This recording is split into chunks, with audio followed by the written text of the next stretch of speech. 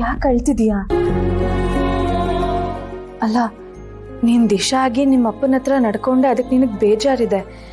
ಆದ್ರೆ ದೀಪ ಆಗಿ ಅವ್ರ ಜೊತೆ ಮಾತಾಡಿದ್ಮೇಲೂ ಯಾಕೆ ಅಳ್ತಿದೀಯಾ? ಯಾಕಾದ್ರೂ ಪೊಲೀಸ್ ಅಪ್ಪಂಗೆ ಸಿಕ್ಕಿದ್ನೋ ಅವ್ರ ಈ ಮನೆಗೆ ಕರ್ಕೊಂಡು ಬಂದು ಗೊತ್ತಾಗ್ತಿಲ್ಲ. ಅದೇ ನನ್ನ ಪಾಲಿಗೆ ಮುಳ್ಳಾಗುತ್ತೆ ಅಂತ ನಾನು ಅನ್ಕೊಂಡಿರ್ಲಿಲ್ಲ.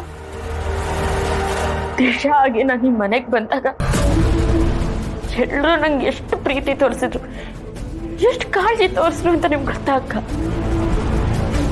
ಆದ್ರೆ ನಾನು ದೀಪ ಆಗಿ ಬಂದಾಗ ಮಾವ ಒಬ್ರನ್ನ ಬಿಟ್ರೆ ಬೇರೆ ಯಾರೋ ನನ್ನ ಕಡೆ ತಿರುಗು ನೋಡಲಿಲ್ಲ.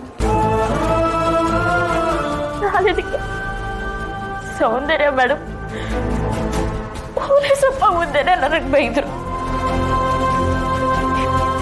ಇದನ್ನೆಲ್ಲ ಪೊಲೀಸಪ್ಪ ಗಮನಿಸಿ ನೀನು ಈ ಮನೇಲಿ ದಿಶಾ ತರ ಇರ್ಬೇಕು ಅಂತ ಹೇಳಿದ್ರು. ನಾನು ಇದಕ್ಕೆ ಅಕ್ಕ ಅವತ್ತಿಂದ ದಿಶಾನೇ ಬೇರೆ ದೀಪನೇ ಬೇರೆ ಅಂತ ಅಂದಿತ್ತು. ಈ ಮನೇಲಿ ನಂಗೆ 3 ಕಾಸಿನ ಬೆಲೆ ಇಲ್ಲ ಅಂತ ನಮ್ಮ ಅಪ್ಪನಿಗೂ ಗೊತ್ತಾಯ್ತು. ಯಾಕೆ ದೀಪ ಈ ತರ ಮಾತಾಡ್ತಿದ್ಯಾ? ನಾನು, ಅಪ್ಪ, ಚಿಕ್ಕಪ್ಪ, ಚಿರು ಎಲ್ಲರೂ ನಿನ್ನ ಪ್ರೀತಿಯಿಂದ ಮಾತಾಡ್ಸಲ್ವಾ? ಅಕ್ಕ, ನೀವು ನನ್ನ ಮಾತಾಡ್ಸೋದೇ ಬೇರೆ, ಮನೆ ಯಜಮಾನಿ ಅನ್ಸ್ಕೊಂಡಿರೋ ಸೌಂದರ್ಯ ಮೇಡಮ್ ಮಾತಾಡ್ಸೋದೇ ಬೇರೆ. ಒಂದ್ ವೇಳೆ ಅವರು ಪೊಲೀಸ್ ಅಪ್ಪನ ಮುಂದೆ ನನ್ನ ಹೊಗಳಿ ಪ್ರೀತಿಯಿಂದ ಮಾತಾಡ್ಸಿದ್ರೆ ತುಂಬಾ ಖುಷಿ ಆಗ್ತಿತ್ತು. ಆದ್ರೆ ದಿಶಾ ಮೇಲೆ ಅವ್ರಿಗಿರೋ ಕಾಳಜಿ ಏನು ಅಂತ ಪೊಲೀಸ್ ಅಪ್ಪನೂ ಗಮನಿಸಿದ್ರು. ಹಾಗಾದ್ರೆ ನೀನೇ ದಿಶಾ ಅನ್ನೋ ವಿಷಯನ ನಿಮ್ಮ ಅಪ್ಪಂಗೆ ಹೇಳ್ಬಿಡೋದು ಒಳ್ಳೇದು. ಯಾವ ಮುಖ ಇಟ್ಕೊಂಡು ಹೇಳಕ್ಕ?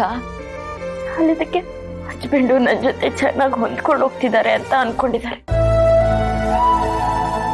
ಆದ್ರೆ ಹಸ್ಬೆಂಡ್ ದೃಷ್ಟಿಯಲ್ಲಿ ನಾನು ಅವ್ರ ಹೆಂಡತಿ ಅಲ್ಲ, ಫ್ರೆಂಡು ಅಂತ ಪೊಲೀಸ್ ಅಪ್ಪನ್ ಗೊತ್ತಾದ್ರೆ ಎಷ್ಟು ನೊಂದ್ಕೊಳ್ಳಲ್ಲ. ಹೌದು, ಅದು ನಿಜಾನೇ ದೀಪ. ಹಾಗಾದ್ರೆ ಆದಷ್ಟು ಬೇಗ ನಿನ್ನನ್ನ ನೀನು ಪ್ರೂವ್ ಮಾಡ್ಕೋಬೇಕು.